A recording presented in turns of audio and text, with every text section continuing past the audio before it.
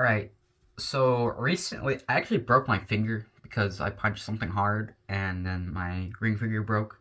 But other than that, it's okay. I had surgery on it, so it's fine. But just it makes things much harder to do. Like performing daily functions is just obviously harder because I'm right hand dominant and I can't really use this hand. And I can actually like I can write better with my pointer finger and my thumb on my bad hand than I can with my whole left hand. So it's just like I can't really take notes and it's super hard to type. Actually, now that I had surgery, it's probably easier to type now since there's less bandage on my hand, but yeah. I I've just been thinking a lot about, well, today in particular, I've been thinking about um like life and our drives for life and what separates humans from other animals. And I was thinking about I didn't really like come to a consensus. Obviously, I just thought about this morning.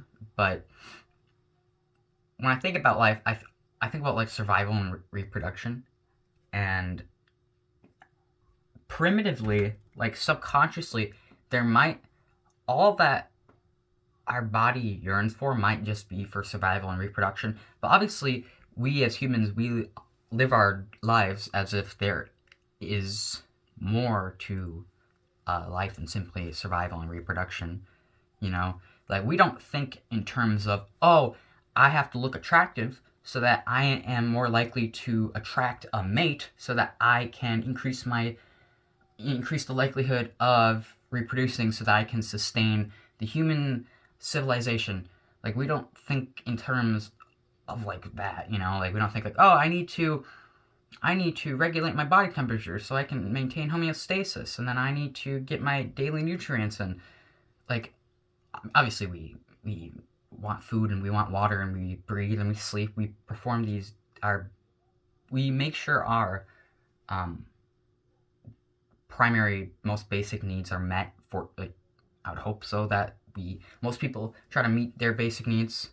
Um, and now actually talking about like basic needs, what comes to mind is like Maslow's hierarchy of human needs, and like you have the basic ones on the bottom, and then you keep moving up.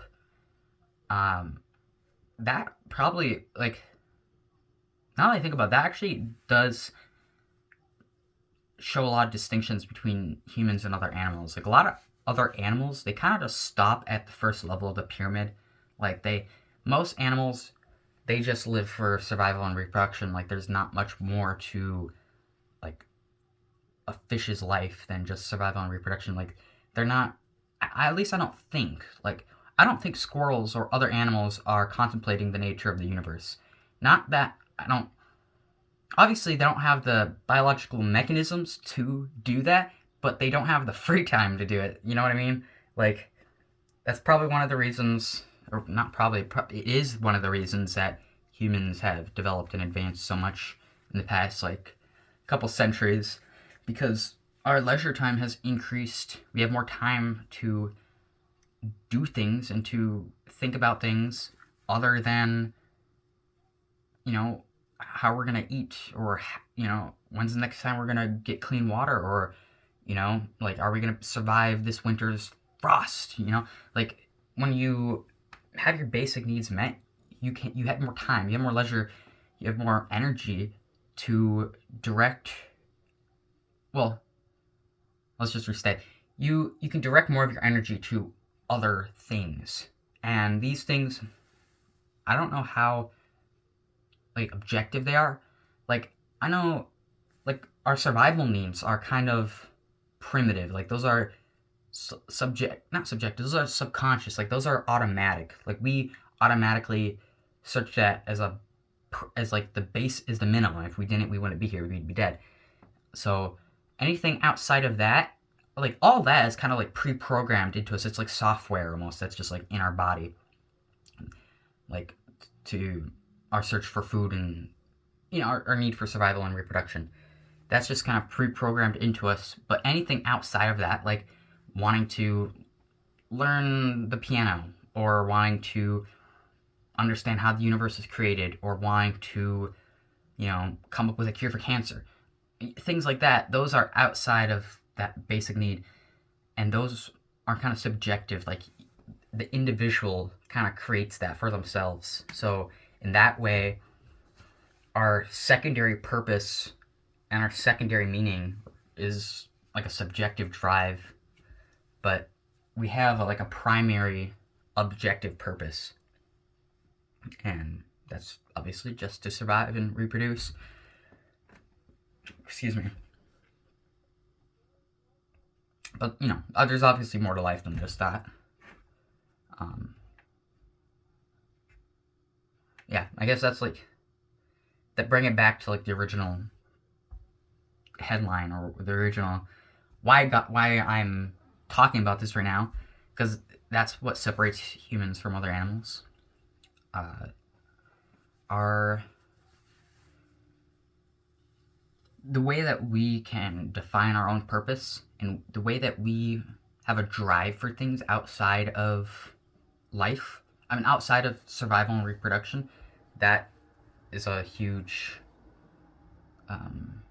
characteristic of humans that other animals don't have to such an extent as us.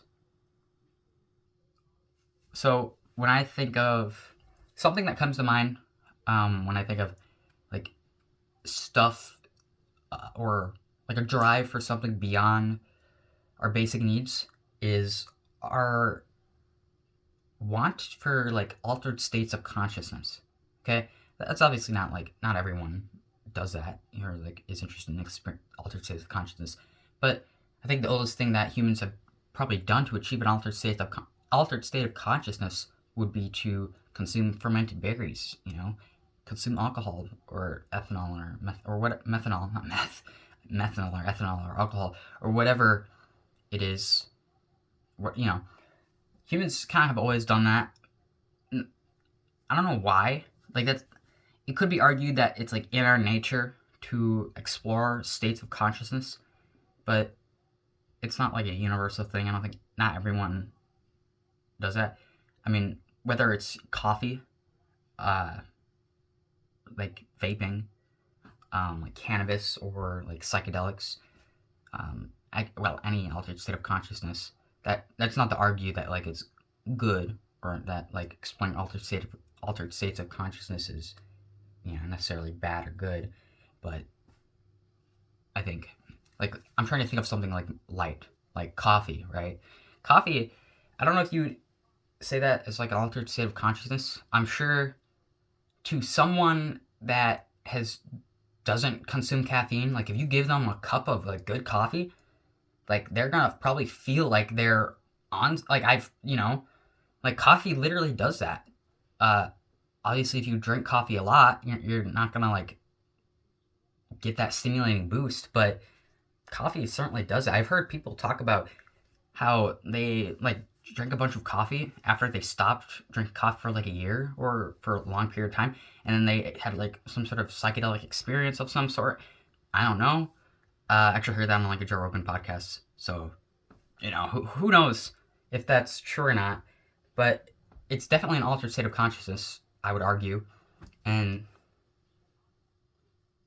I don't know why do we seek these altered state of consciousness? Is it for pleasure? I think it is for pleasure. I think most likely it is for pleasure or some sort of enhancement that we may seem.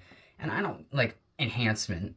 I'm putting quotations because it's like, it's not to necessarily argue for it. It's a very sensitive topic. The topic of like substances and drugs and whatnot, and whether it's consuming adult media content or whether it's just doom scrolling on TikTok, or whether it's like drinking alcohol or like doing something incredibly bad like fentanyl.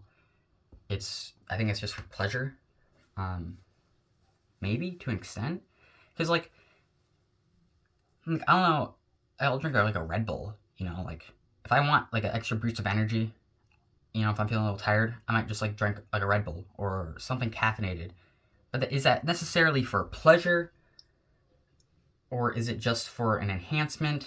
Like, I don't know. And would that enhancement be pleasure? Like, because it's improving something about me. So it's like, I mean, not, improving in that it, like, the caffeine gives you more energy.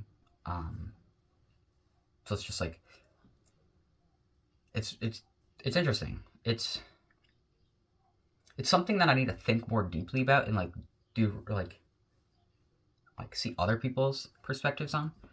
Because again, it's also a very sensitive topic to talk about stuff like that.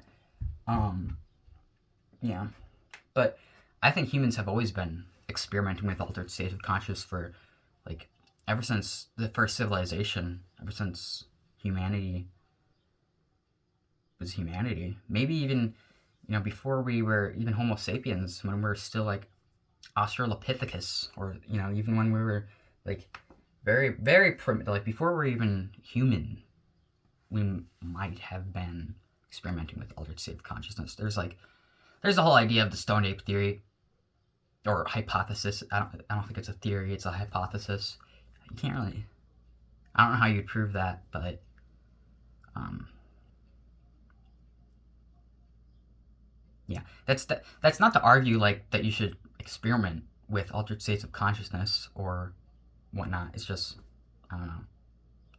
Like, but to bring like trying, if I wanted to try to bring that topic back to the topic of like purpose and what separates humans from other animals, like seeking pleasure through whatever means, is that part of life? Would that be part of our basic need, or is that the, I don't know, because like I don't think I think that pleasure is one of our main primary drives, or it's a ultimate drive. It's like our drives for food, for water, for sleep, and for air, for reproduction. Uh, what is this all driven by? And it might be driven by pleasure. We have you have sex, and it you orgasm. It feels good. It reinforces like the idea like this is good. This feels good. So do this, which is like it drives you to do these things. You know, um, so maybe that's like the whole purpose of pleasure is to just drive us towards doing things that we need to survive. But obviously, it's not that concrete. It's not that general because not every pleasure is a good pleasure. And even if it is a good pleasure, there's still benefits in like delaying pleasure, even if it's a necessary, like even if it's not necessarily a bad pleasure. Like a bad pleasure would be like doing hard drugs, right? But like let's say like a more okay pleasure would be to like eat a piece of chocolate, right? You're gonna get pleasure by eating that yummy piece of chocolate. But what if you like, that's just delayed gratification. I don't know. Obviously, I'm just like freestyling my thoughts. So I would need to think about this more. But like, if you're listening to this, what thoughts come to mind? I want to know your perspective and how you think about this stuff, and like what comes to mind, and just stuff like that. Thank you very much. Thank you for listening. And it's I just like I talk a lot, but it's just so hard to do stuff with my hand, and it's kind of like an excuse. But it's also quite literally disabling. So, but I want to try to do as much as I can. I just want to try to do as much as I can. So, but posting less is probably more likely because like obviously I'm gonna focus on stuff that's more important, like schoolwork and just like myself, because but like right now, like I'm not really doing anything, and like I have my little tripod thing or whatever to hold my camera, but that's probably really hard to set up because like ugh. But yeah, thank you for listening. Share your thoughts below. I mean, so serious, I want to hear your thoughts. I want to hear what you think. Your thoughts, what is super important, and I want you to share it. It's not like it's like please, like you would be doing me a favor if you were to share your own knowledge. Thank you.